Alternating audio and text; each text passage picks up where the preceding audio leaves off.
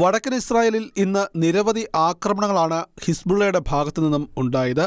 രാവിലെ 9:58-നും 10-നുമിടയിൽ 2 മിനിറ്റ് ഇടവേളകളിൽ 20 റോക്കറ്റുകളും 10:46-നും 10:48-നുമിടയിൽ 35 റോക്കറ്റുകളുമാണ് ലബനോനിൽ നിന്നും ഹിസ്ബുള്ള വടക്കൻ ഇസ്രായേലിലേക്ക് അയച്ചത്.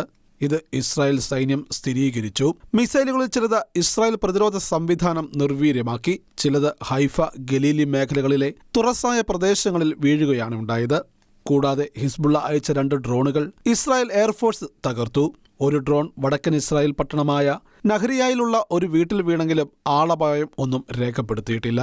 ഹിസ്ബുള്ളയുടെ ആക്രമണം മേഖലയിൽ ശക്തമായതിനെ തുടർന്ന് സൈന്യം പ്രദേശവാസികൾക്ക് മുന്നറിയിപ്പ് നൽകിയിരിക്കുകയാണ്. അതേസമയം ബെയ്റൂട്ടിലെ ഹിസ്ബുള്ള കേന്ദ്രങ്ങൾക്ക് നേരെ ഇസ്രായേൽ നടപടി തുടരുകയാണ്.